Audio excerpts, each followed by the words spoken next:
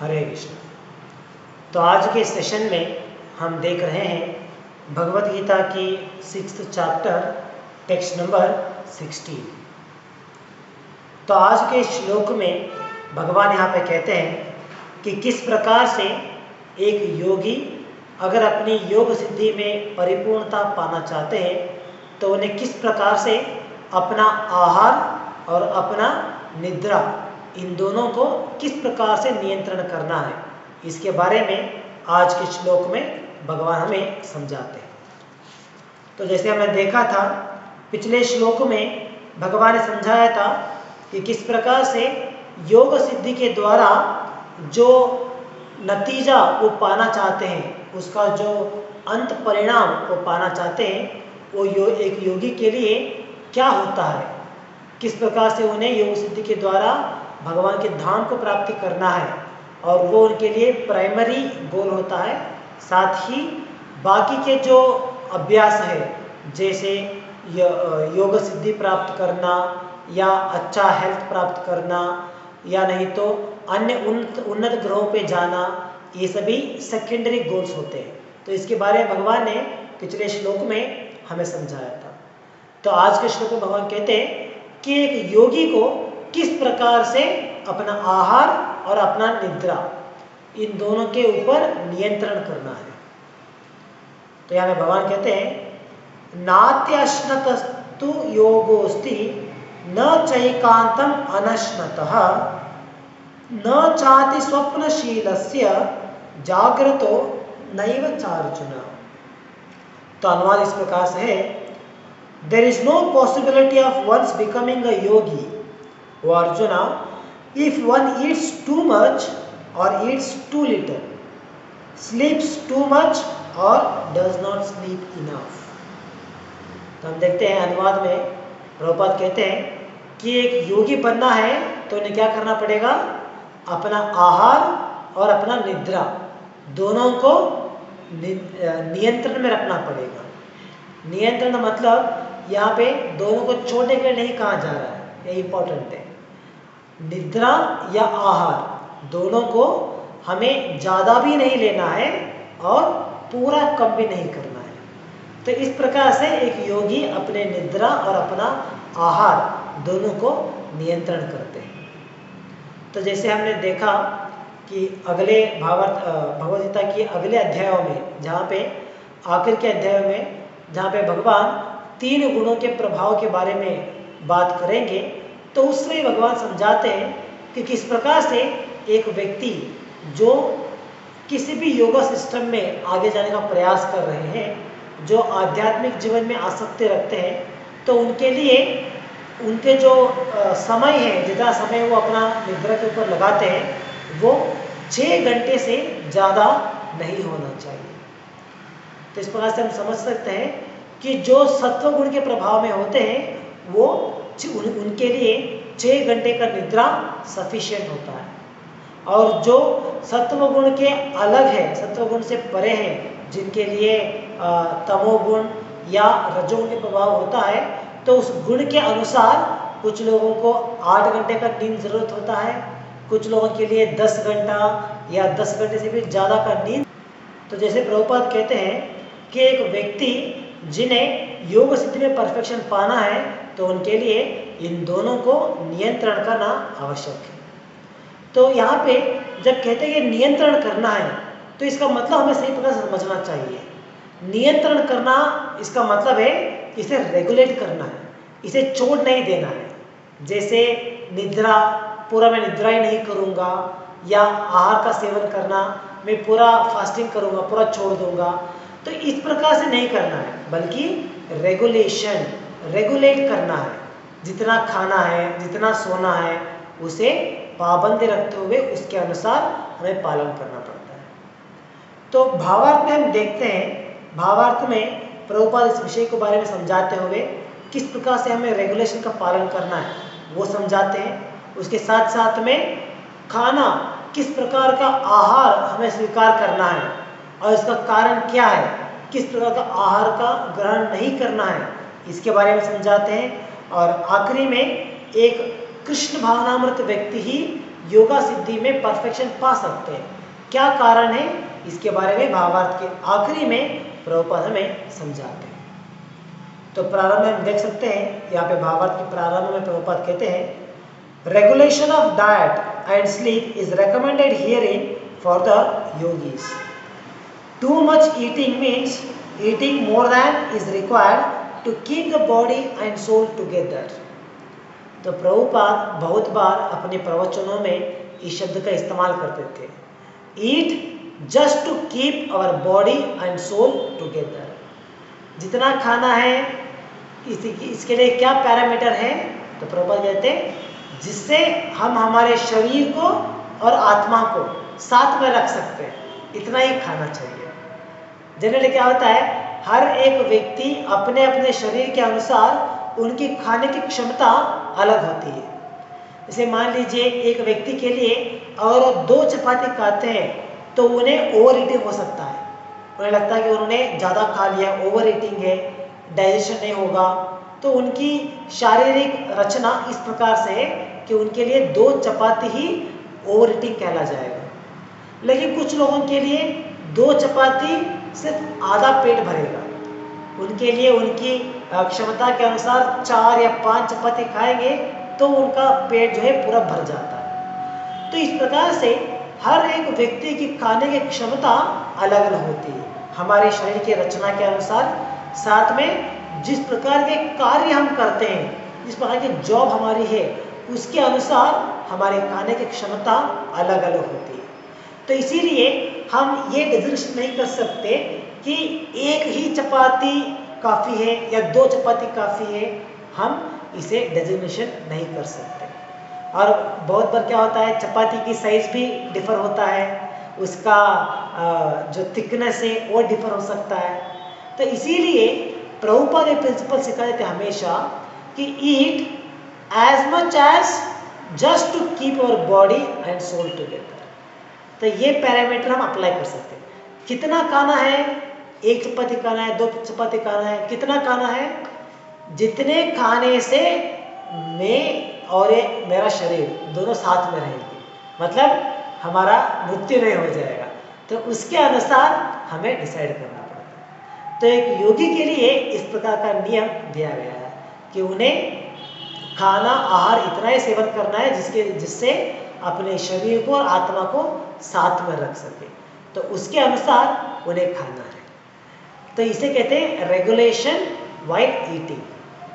तो जनरल हम देखते हैं लोगों का आदत क्या होता है, अगर मान लीजिए कुछ आहार बना है, कुछ पदार्थ बना है जो बहुत ही टेस्टी है, बहुत बढ़िया है, तो क्या हो जाता है, 2 खाने की जगह 4 खा लेंगे। अगर मान लीजिए कोई सब्जी बना है, बहुत ही अच्छा है, बहुत ही स्वादिष्ट है, तो 2 चपाती खाने के बदले 4 चपाती खा लेते हैं। और अगर मान लीजिए कुछ अच्छा नहीं है, कुछ उनका पसंद का नहीं है, तो 2 खाने की जगह सिर्फ आधा खा लेंगे। तो इस प्रकार के लोगों का एक विचार होता है, उनकी प्रैक्टिस होती है। लेकिन हमें इस प्रकार की प्रैक्टिस नहीं करना है। अगर योगा सिद्धि में आगे बढ़ना है, उसमें हमें आगे जाने का प्रयास करना है, तो हमें हमारी आहार को नियंत्रण करना है। किस प्रकार से, चाहे वो हमारे पसंद का हो या हमारे पसंद का ना हो, सिर्फ हमें उतना ही खाना है जिससे हम हमारे शरीर को और आत्मा को साथ में रख सकते हैं। इसके लिए प्रभुपाद और एक कोट भी देते हैं, और एक उल्लेख में प्रभुपाद कहते हैं कि जब भी हम खाना खाते हैं हमें देख लेना चाहिए कि 1/4 of the stomach should be filled with air. मतलब 1/4 जो है वो हवा से भरना है। इसका मतलब क्या है, ऐसा नहीं खाते खाते हवा लेने का प्रयास करेंगे, नहीं। इसका मतलब है कि 1/4 of the stomach should be left empty, उसे खाली रखना है। खाली मतलब अपना ऑटोमेटिकली वहाँ पे हवा रहता है, तो इसका ये विचार है।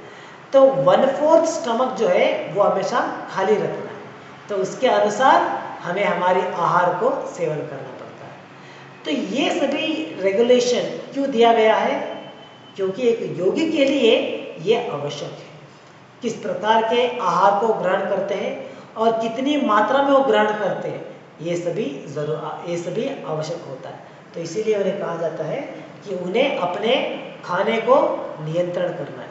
जैसे श्लोक में भगवान कहते हैं one should not eat too much, one should not eat too little, ज़्यादा भी नहीं खाना है और बहुत कम भी नहीं खाना है। तो मतलब क्या है, रेगुलेट रहना है। तो ये विचार यहाँ प्रभुपाद के। तो आगे कहते हैं, there is no need for man to eat animals because there is an ample supply of grains, vegetables, fruits and milks. So such simple foodstuff is considered to be in the mode of goodness according to the Bhagavad Gita. तो यहाँ पे प्रभुपाद समझा रहे हैं कि ये जो non vegetarian diet होती है, जैसे मांसाहार का सेवन करना, ये एक्चुअली ज़रूरत ही नहीं है मनुष्यों के लिए, इसका आवश्यकता ही नहीं है। मनुष्य के लिए अपने पेट भरने के लिए इतने सारे माध्यम दिए गए हैं, इतने सारे अलग अलग प्रकार के वस्तु दिए गए हैं जिसके द्वारा आराम से हम हमारे पेट को भर सकते हैं। जैसे इतने सारे सब्जियां दिए गए हैं, इतने सारे ग्रेन्स है, धान्य है, फल है, इतना और साथ में दूध। तो इस प्रकार से बहुत सारे ऑप्शंस अवेलेबल है जिसके द्वारा हम हमारे पेट को भर सकते हैं। हम हमारे इस जो रेगुलेशन है, just to keep the body and soul together, इसके लिए उसका सहायता ले सकते हैं। उसके अलावा ये जो नॉन वेज डाइट लेते हैं, नॉन वेजिटेरियन डाइट, तो वो भगवद गीता के अनुसार हमें नहीं लेना है। ये भगवद गीता में भगवान समझाते हैं इस 3 गुणों के बारे में समझाते हुए कि ये जो वेजिटेरियन फूड होता है ये सत्व गुण के प्रभाव में आता है, और ये जो नॉनवेज होता है, मांसाहार ग्रहण करना, वो तमोगुण के प्रभाव में आता है। और हमें उस मनुष्य के जीवन में रहते हुए हमें अपने आप को सत्व गुण के स्तर में रखने का प्रयास करना है, और इसीलिए हमें जानवरों को मांस भक्ष्य करने का जरूरी नहीं है। तो मांस इस एनिमल फूड जो है ये हम लोगों के लिए नहीं है, बल्कि ये जानवरों के लिए दिया गया है। जो जानवर तमोगुण के प्रभाव में होते हैं उन लोगों के लिए मांस ग्रहण करना अलाउड है। जैसे शास्त्रों में कहते हैं, जीवो जीवस्य जीवनम, एक जीव दूसरे जीव के लिए आहार होता है। ये हमारा प्रकृति का नियम है। तो ये जो नॉनवेज है वो हमारे लिए आहार नहीं है, बल्कि जो उसी वर्ग के प्राणी हैं उन लोगों के लिए वो आहार है। जैसे नॉनवेज खाना मनुष्य के लिए नहीं, बल्कि जैसे टाइगर्स, लॉयन, तो उन लोगों के लिए वो आहार होता है। और मनुष्य के लिए क्या आहार है, वो है सस्या। तो मतलब जैसे फ्रूट्स, वेजिटेबल्स, ग्रीन लीव्स और मिल्क, ये सभी मनुष्य के लिए आहार कहा जाता है। तो इसीलिए हमें इस प्रकार के आहार का ग्रहण करना है।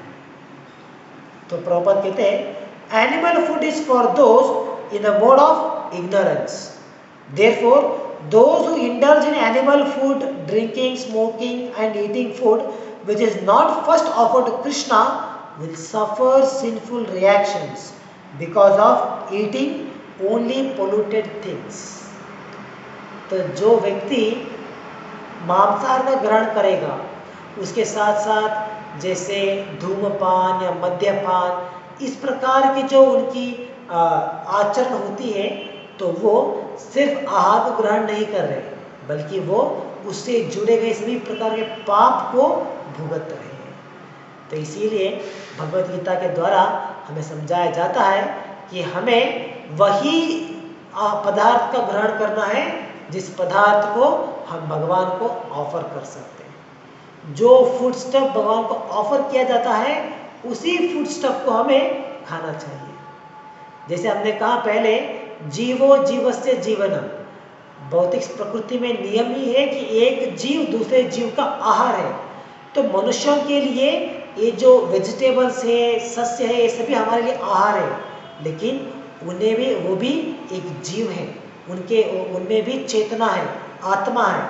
तो इसीलिए अगर हम इन सस्याहारी को भी भगवान को अर्पण करे बिना डायरेक्टली उसको कंज्यूम करेंगे, तो उससे भी हम एक प्रकार के पाप के भागीदारी होते हैं। तो इसीलिए जो भी फूड स्टफ हम लेना चाहते हैं, पहले भगवान को ऑफर करना है, और भगवान को ऑफर करने के बाद उसे प्रसाद के रूप में ही हम ग्रहण कर सकते हैं।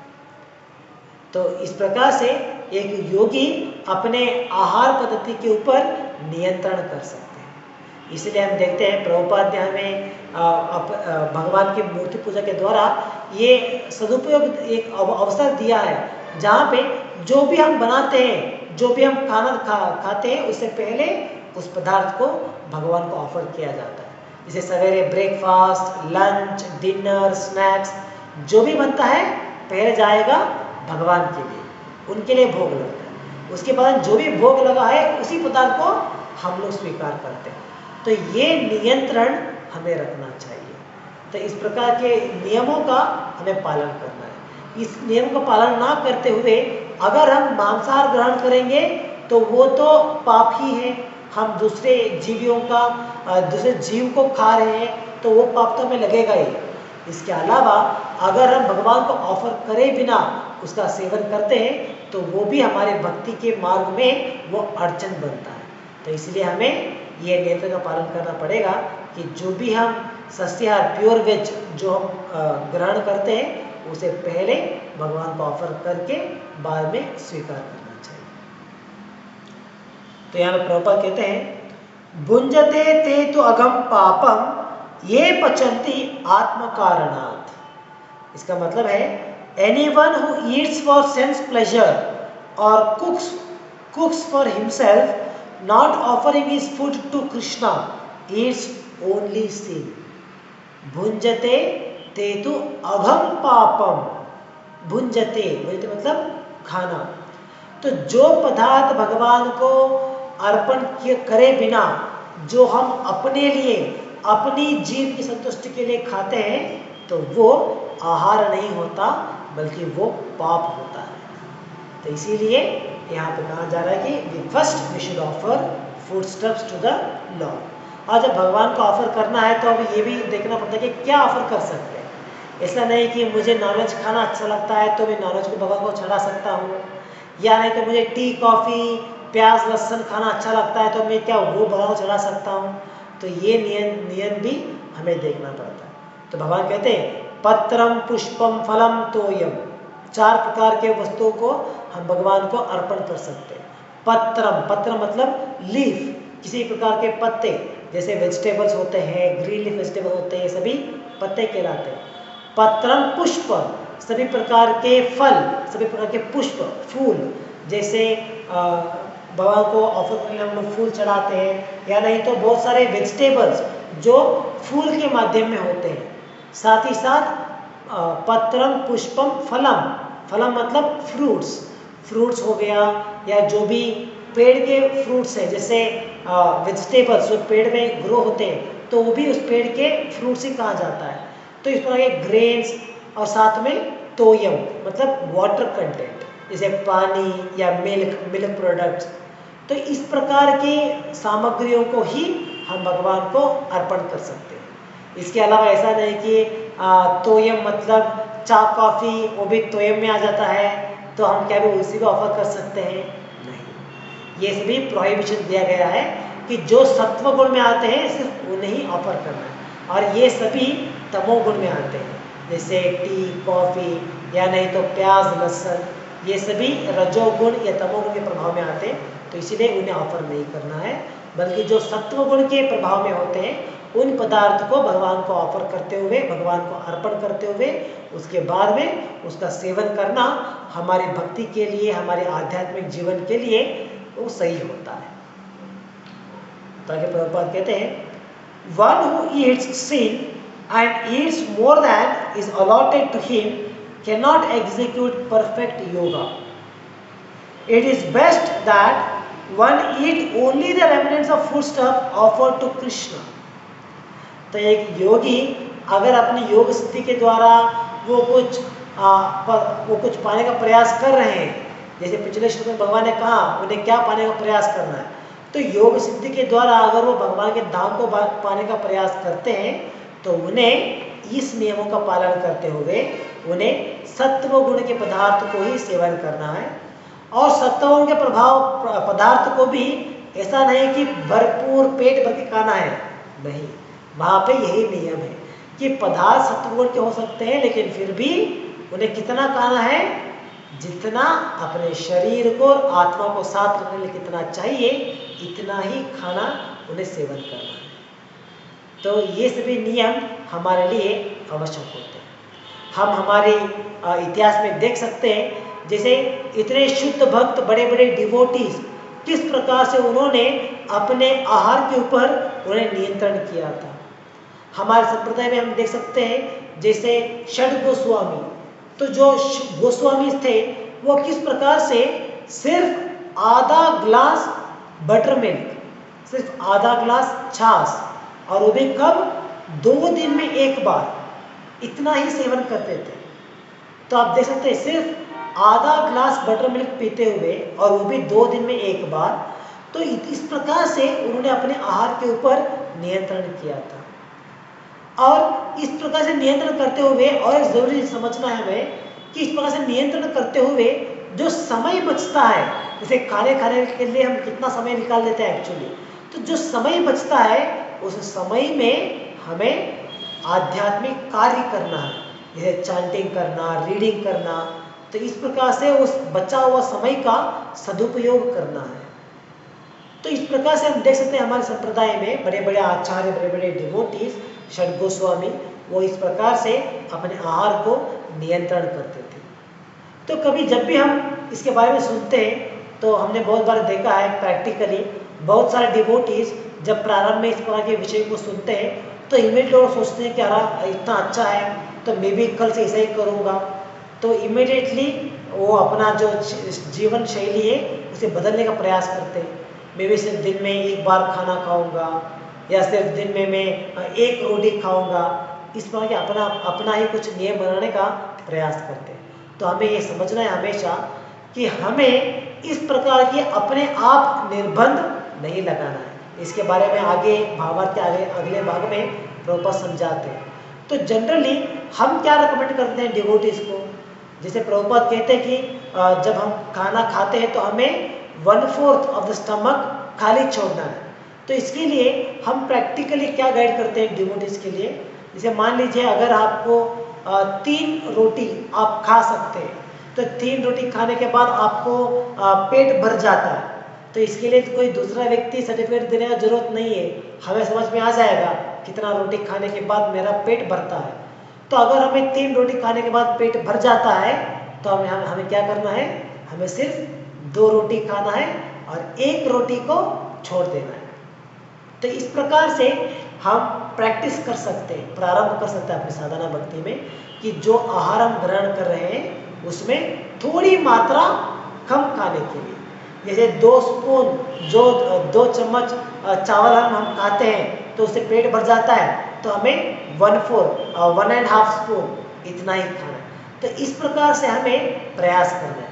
तो जैसे जैसे हम ये रेगुलेशन पालन करेंगे और इसके साथ साथ जैसे हम भक्ति में आगे बढ़ते हैं, तो ऑटोमेटिकली हमारी जो फूड है, कंजम्पशन है, वो कम होता जाएगा। तो ये पैरेलल है एक्चुअली, एक दूसरे के साथ एक कनेक्टेड है। जैसे जैसे हम भक्ति में आगे प्रोग्रेस करेंगे, हमारी निद्रा, हमारी आहार, इसमें आसक्ति ऑटोमेटिकली कम होता जाएगा। इसके लिए अलग से एंडर करने का आवश्यकता नहीं। तो हमें इस प्रकार के नियम का पालन करते हुए कि अगर 3 चपाती से पेट भरता है तो 2 चपाती खाना, इस प्रकार के नियम का पालन करते हुए साथ साथ भक्ति में आगे बढ़ने के लिए प्रयास करते हुए, जैसे चांटिंग अच्छे से करना, अच्छे से सुनना, श्रवण करना, साथ में पढ़ाई करना, भागवत का अध्ययन करना, इस प्रकार से करते हुए जैसे जैसे हम भक्ति में आगे बढ़ेंगे तो हमारी रुचि अपनी निद्रा में और आहार में अपने आप कम होता जाएगा। तो ये इस प्रकार के एक सही बैलेंस हमें रखना चाहिए। प्रारंभ में सुनते ही ऐसा नहीं कि मैं कल से ही प्रारंभ करूंगा, मैं भी सिर्फ दिन में एक बार खाना खाऊंगा। इस प्रकार से अगर हम जाएंगे तो हमारी जो तबीयत है इसे हम बिगाड़ सकते हैं। तो इसीलिए इन नियमों की तरह हमें पालन करना है। और साथ ही साथ जो भी फास्टिंग करने के लिए हमें हमारे परंपरा के द्वारा जो मिला है उसका पालन हमें करना है। जो इसके बारे में प्रभुपाद आगे हमें समझाते हैं। तो अब आगे प्रभुपाद कहते हैं, A person in Krishna consciousness does not eat anything which is not first offered to Krishna. Therefore, only the Krishna conscious person can attain perfection in yoga practice. तो डिवोटीज के लिए प्रैक्टिस है कि वो जो भी खाते हैं खाने से पहले भगवान को ऑफर करते हैं। तो ये एक सही प्रैक्टिस है जो हमें हमारे जीवन में अनुष्ठान करना है। तो जो भी डिवोटीज सीरियसली फॉलो करते हैं तो उनके जीवन में ऑलरेडी ये प्रैक्टिस है। तो बाकी लोग जो भक्ति में आने का प्रयास कर रहे हैं भक्ति के प्रारंभ के अंत में, तो हमें भी इस नियम का पालन करना अच्छा है कि हम भी इस प्रकार पालन करते हुए हमें देखना है कि जो भी हम खाते हैं ये ऑफर होना चाहिए। ऑफर नहीं है तो हमें स्वीकार नहीं करना। तो इस प्रकार के नियम हमारे लिए अच्छे होते हैं। तो ये सभी हमारे लिए सपोर्टिव है, हमारे भक्ति में आगे जाने के लिए, भक्ति में प्रवेश करने के लिए इस प्रकार के नियम हमें मदद करते हैं। तो इसलिए हमें इस नियमों का पालन करना होता है। तो जनरली हम देखते हैं हमारी फैमिली कस्टम्स, जो हमारे सामाजिक कस्टम्स किस प्रकार से होते हैं।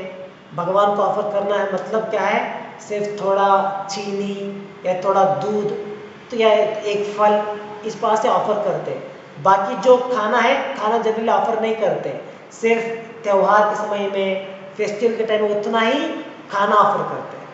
तो ये सोशल कस्टम है या हमारे जो फैमिली में चलता है इस प्रकार से। लेकिन एक्चुअली डिवोटीज क्या करना चाहिए, जो भी किया जाता है, जो भी घर में पकाया जाता है उसे पहले भगवान को ऑफर करके बाद में ही स्वीकार करना है। तो ये हर दिन के लिए होना है, ऐसा नहीं कि सिर्फ त्यौहार के दिन ऐसा चलेगा। एवरी डे ये हमें प्रैक्टिस करना है। तो डिवोट्स के घर में हम इसलिए देखते हैं कि उनकी जो किचन होती है उनका नियम ये होता है कि किचन में जो भी खाना बनेगा, जो भी कुक होगा, पहले वो सीधा भगवान के लिए जाएगा, उसके बाद में प्रसाद के रूप में हम स्वीकार करें। तो ये नियम हमारे भक्ति में आगे बढ़ने के लिए हमें बहुत ही सहायता करेगा। आगे प्रभुपाद कहते हैं, nor can one who artificially abstain from eating, manufacturing his own personal process of fasting, practice yoga. The Krishna conscious person observes fasting as it is recommended in the scriptures. तो देखिए जो विषय हम समझा रहे थे इसके बारे में प्रभुपाद यहाँ पे कह रहे हैं कि जो व्यक्ति कृष्ण भावनामृत में है तो वो किस प्रकार से अपने आहार को नियंत्रण करते हैं। ऐसा नहीं कि ऑन देयर ओन प्रोसेस, जैसे हमने कहा कि कल से मैं सिर्फ एक बार खाना खाऊंगा या सिर्फ मैं चावल नहीं खाऊंगा, सिर्फ रोटी उतना ही खाता हूँ। तो इस प्रकार से अपने ही मन के आधार के ऊपर हमें नियम नहीं बनाना है। हमें क्या करना है, जैसे हमारे संप्रदाय में आता हुआ है, जैसे हमारे संप्रदाय में जो फास्टिंग करने के लिए दिए गए हैं उस दिन फास्टिंग करना, बाकी दिन जिस प्रकार से प्रसाद ग्रहण करने के लिए कहा गया है तो उस प्रकार से प्रसाद ग्रहण करना, इस प्रकार के नियमों का पालन करना पड़ता है। तो जैसे हम देखते हैं हर एकादशी के दिन हमें फास्टिंग करने के लिए कहा जाता है। चाहे तो अगर हम सक्षम हैं तो हम पूरा फास्टिंग कर सकते हैं किसी पदार्थ का सेवन ना करते हुए। अगर इतना कठिन नहीं होता है तो फल स्वीकार करते हुए, दूध स्वीकार करते हुए हम फास्टिंग कर सकते हैं एकादशी के दिन। या नहीं तो जो साबूदाना होता है या जो ग्रेन्स नहीं होते, नॉन ग्रेन फूड्स, तो उसे स्वीकार करते हुए हम फास्टिंग कर सकते हैं। तो इस प्रकार के फास्टिंग करने के लिए नियम हमें दिए गए हैं। इसके साथ साथ जैसे भगवान के आविर्भाव दिवस जैसे जन्माष्टमी होता है या गौर पूर्णिमा होता है या नरसिंह चतुर्दशी होती है, तो उस दिन हमें फास्टिंग करने के लिए कहा जाता है, तो उसका हम पालन कर सकते हैं। या नहीं तो हमारे जैसे आचार्य, जैसे वैष्णव आचार्य, उनकी तिरोभाव दिवस या आविर्भाव दिवस, उस दिन भी हम फास्टिंग करते हैं। तो इस प्रकार से हमें जो हमारे संप्रदाय में सिखाया गया है, जो हमारे संप्रदाय में रेकमेंडेड किया गया है, उसके अनुसार हमें फास्टिंग करनी है। अपने मन के अनुसार नहीं करना है। ऐसा नहीं कि मुझे आज फास्टिंग करने का मन हो रहा है तो मैं आज फास्टिंग करूंगा, आज मुझे ज़्यादा खाने का मन हो रहा है मैं आज ज़्यादा खाऊंगा। तो इस प्रकार से अपने मन के आधार के ऊपर हमें इन नियमों का पालन नहीं करना है, बल्कि जैसे हमारे आचार्य ने हमें कहा है, जैसे हमारे संप्रदाय में हमें सिखाया गया है, उसके अनुसार हमें फास्टिंग ऑब्जर्व करना आवश्यक है। तो इस प्रकार से जो पालन करते हैं वही योगा सिद्धि में परिपूर्णता प्राप्त कर सकते हैं। इसीलिए प्रभुपाद यहाँ पे कहते हैं only A Krishna conscious person can attain perfection. क्यों? क्योंकि वो सही प्रकार के नियमों का सही प्रकार से पालन करते हैं। तो इसीलिए सिर्फ उनके लिए पॉसिबल है कि वो भक्ति योगा करते हैं तो उस योगा सिस्टम में वो परिपूर्णता प्राप्त कर सकते हैं। तो आगे प्रभुपाद कहते हैं the Krishna conscious person observes fasting as it is recommended in the scriptures. He does not fast or eat more than is required, and he is thus competent to perform yoga practice. One who eats more than required will dream very much while sleeping, and he must consequently sleep more than is required. देखिए किस प्रकार से हमारे आहार और हमारा निद्रा दोनों एक दूसरे के साथ किस प्रकार से इंटरकनेक्टेड है। तो जो व्यक्ति आवश्यकता से ज़्यादा खाना खाते हैं उनके लिए आवश्यकता से ज़्यादा निद्रा भी आवश्यक होता है, और जो आवश्यकता से ज़्यादा निद्रा लेते हैं तो उन्हें स्वप्न भी ज़्यादा आते हैं। तो इसीलिए जैसे हम हमारे आहार को नियंत्रण करेंगे उसी के अनुसार हमें हमारे निद्रा को भी नियंत्रण करना है। अगर मान लीजिए कोई व्यक्ति पेट भर के 3 टाइम ओवर ईटिंग करता जाएगा और ओवर ईटिंग करने के बाद अगर वो सोचेगा कि मैं अपना निद्रा को कम करूंगा, मैं अपना स्लीप को रिड्यूस करूंगा, तो ये पॉसिबल नहीं है। जब इतना ओवर ईटिंग करते हैं तो ऑटोमेटिकली स्लीप भी ज़्यादा ही हो जाएगा, निद्रा भी ज़्यादा हो जाएगा, ओवर स्लीपिंग हो जाएगा। तो ये दोनों एक दूसरे के साथ कनेक्टेड है। तो अगर हमें निद्रा को नियंत्रण करना है तो हमें आहार को भी नियंत्रण करना होगा। तो दोनों जब नियंत्रण करेंगे तभी ये पॉसिबल होता है। और एक योगी के लिए यहाँ पे तो भगवान कहते हैं कि निद्रा को कंट्रोल करना भी आवश्यक है। One should not sleep too much और should not sleep too little. ज़्यादा भी नहीं सोना है या बहुत कम भी नहीं सोना है। तो यहाँ पे भी रेगुलेशन प्रभुपाद समझाते हैं। तो इस प्रकार से एक योगी के लिए निद्रा और आहार दोनों के ऊपर नियंत्रण करना आवश्यक है। तो आहार तो हमने देख लिया, भगवान ने यहाँ पर समझाया कि किस प्रकार से हमें हमारे आहार के ऊपर नियंत्रण करना है। तो यहाँ तक प्रभुपाद ने इसके बारे में चर्चा किया। तो फिर अगली भाग में हम देखते हैं प्रभुपाद निद्रा के बारे में यहाँ पे समझाते हैं कि हमें हमारे निद्रा को किस प्रकार से नियंत्रण करना है, कितना सोना चाहिए, कितना नहीं सोना है, इसके बारे में आगे प्रभुपाद हमें समझाते हैं। जैसे हमारी आधुनिक विज्ञान में हम देखते हैं डॉक्टर्स हमें क्या कहते हैं, you sleep minimum 8 hours. Minimum 8 hours sleep is necessary. 8 घंटे का नींद जरूरी है, इस प्रकार से कहते हैं। और कुछ लोग कहते हैं कि कितना सोना है, जितना जब हमारा आँख पूरा खुल जाएगा ना तभी हमें उठना पड़ेगा। अगर आँख पूरा नहीं खुल रहा है, अभी नींद आ रहा है, तो हमें फोर्सफुली नहीं उठना चाहिए। तो इस प्रकार से कुछ लोग अपना ही एक तर्क लगाते हैं, लेकिन इसका सही नियंत्रण क्या है इसके बारे में यहाँ पे प्रभुपाद हमें समझाते हैं। तो प्रभुपाद आगे कहते हैं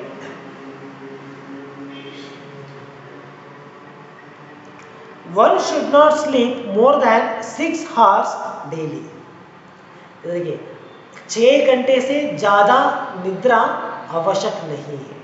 हमारे लिए 6 घंटा जो है वो सफिशिएंट है निद्रा एक्चुअली।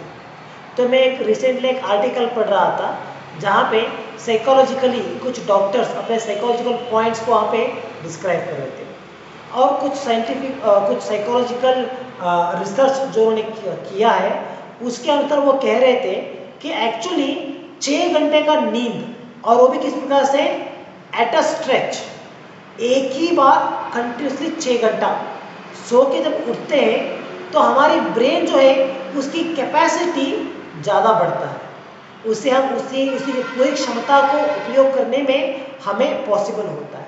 तो इस प्रकार से वो अपने रिसर्च में कह रहे थे कि एक्चुअली हमें 6 घंटे का नींद, और वो भी एट अ स्ट्रेच जब हम लेते हैं तो वो हमें सबसे ज़्यादा फायदेमंद होता है।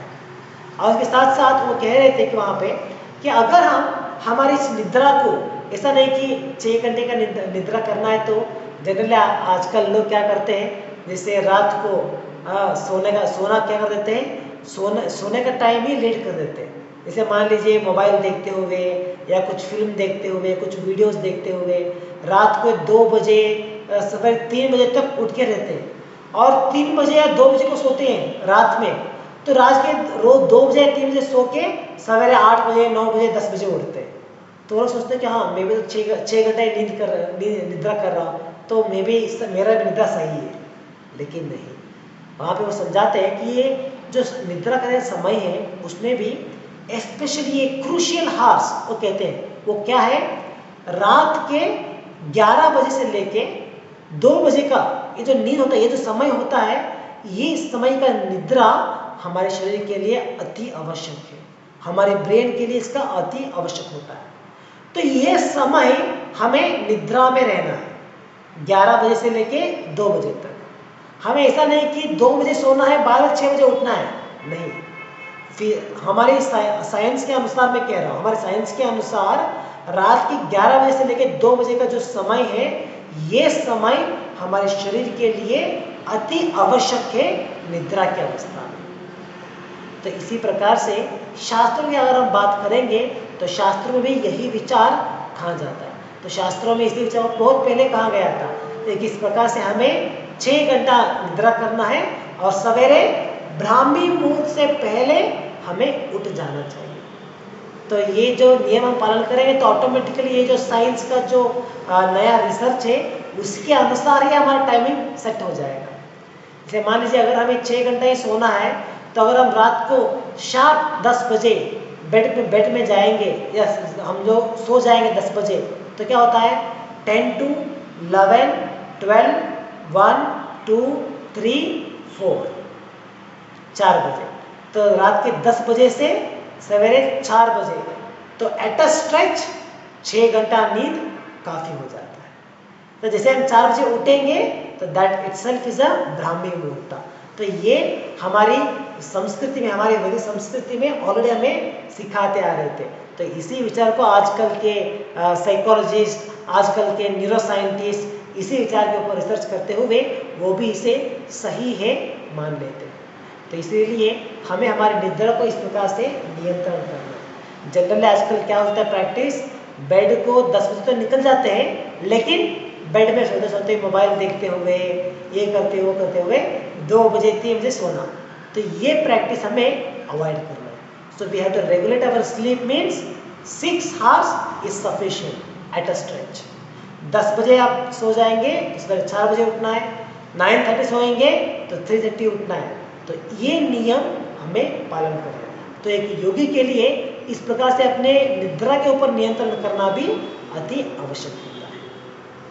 तो आगे प्रभुपाद कहते हैं, One who sleeps more than 6 hours out of 24 hours is certainly influenced by the mode of ignorance. A person in the mode of ignorance is lazy and prone to sleep a great deal. Such a person cannot perform yoga. तो जो सत्वगुण के प्रभाव में आते हैं उनके लिए 6 घंटे का नींद सफिशिएंट है। जो रजोगुण के प्रभाव में आते हैं उनके लिए 6 से 8 घंटा नींद आवश्यक होता है। 8 घंटा या 10 घंटे तक नींद आवश्यक होता है। और जो तमोगुण के प्रभाव में होते हैं उनके लिए 8 घंटे से भी ज़्यादा या 10 घंटे से भी ज़्यादा नींद आवश्यक होते हैं। तो इसीलिए जो योगा प्रैक्टिस करना चाहते हैं, चाहे वो भक्ति योगा करें या हठ योगा करें, कोई भी योगा प्रैक्टिस करें, अगर हमें इस योगा में आगे जाना है अपने योगा सिस्टम में, तो हमें 6 घंटे का नींद इतना ही रेगुलेट करना है। और यहाँ पे भी वही नियम लागू होता है। अगर जब हम इस विषय को सुनते हैं तो ऐसा नहीं कि एक ही बार हमें रिड्यूस करना है स्लीप को भी। जैसे अगर हम आजकल हर दिन सवेरे 7 बजे उठते हैं, रात को 2 बजे सोते हैं, तो पहले हमें टाइमिंग चेंज करना पड़ेगा, 10 बजे सोने के लिए जाना है।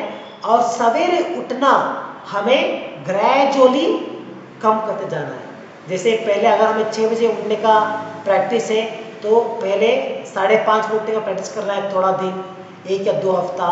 तो 2 हफ्ते के बाद पुनः 5 बजे उठने का प्रैक्टिस करना है और 2 हफ्ते के बाद पुनः 4:30 को उठने का प्रयास करना है। तो जो प्रैक्टिस में है, जो प्रारंभ में प्रैक्टिस कर रहे हैं, तो वो इस प्रकार से अपने नींद को स्लोली कम करते हुए उन्हें जाना है। तो कितना सोना चाहिए हमें? सिर्फ 6 घंटा। उसे कम सोना भी हमारे लिए हानिकारक हो सकता है। तो ये सभी विचार हमें समझना चाहिए। तो जो सत्व गुण में होते हैं उनके लिए 6 घंटा है, लेकिन जो सत्व गुण से भी परे होते हैं, जो शुद्ध सत्व गुण में हैं, तो उनके लिए निद्रा और कम होता है और वो ऑटोमेटिकली है। ऐसा नहीं कि हमें उसके लिए प्रयास करना है। जैसे हम हमारे संप्रदाय में देखते हैं, जैसे वैष्णव आचार्य हमारे षड गोस्वामी, वो हर दिन सिर्फ 2-3 घंटा उतने अपना निद्रा में लगाते थे, बाकी का पूरा समय भगवान की सेवा में लगाते थे। और हम देख सकते हैं हमारे आचार्य श्रील प्रभुपाद की दिनचर्या इस प्रकार से था कि वो हर दिन सिर्फ 2 घंटे का समय निद्रा में निकालते थे, सिर्फ 2 घंटा। 2 घंटे के बाद प्रभुपाद पुनः उठते थे और ये किताबों को लिखना, भावार्थ को लिखना, इस प्रकार से अपना समय का इस्तेमाल करते थे। तो ये पॉसिबल होता है उन लोगों के लिए जो सत्व गुण से भी परे है, जो शुद्ध सत्व गुण में है, जो प्योर डिवोटीज है। उनके लिए आहार, निद्रा, ये नियम सभी लागू नहीं होता। They can eat just half glass of buttermilk for 2 days and they can sleep less than 2 hours. That is allowed or that is possible for pure devotees, शुद्ध भक्तों के लिए। हम लोगों के लिए वो पॉसिबल नहीं। तो हमें नियंत्रण करना है, तो इस प्रकार से नियंत्रण करें। सिर्फ 6 घंटा नींद और साथ में जो पदार्थ सत्व गुण में आते हैं उसे भी भगवान को ऑफर करके, अर्पण करके उसका सेवन, इस प्रकार से हमें नियंत्रण करना है हमारे आहार और हमारी निद्रा के ऊपर। तो एक योगी जो भी योगा सिद्धि पालन कर रहे हैं, चाहे वो भक्ति योगी हो सकते हैं या कर्म योगी हो सकते हैं या हठ योगी हो सकते हैं, तो उन्हें ये नियम पालन करना आवश्यक होता है। तो ये सभी विचार आज के श्लोक से और भावार्थ से हम समझ सकते हैं। तो यहाँ पर समाप्त करेंगे आज के लिए।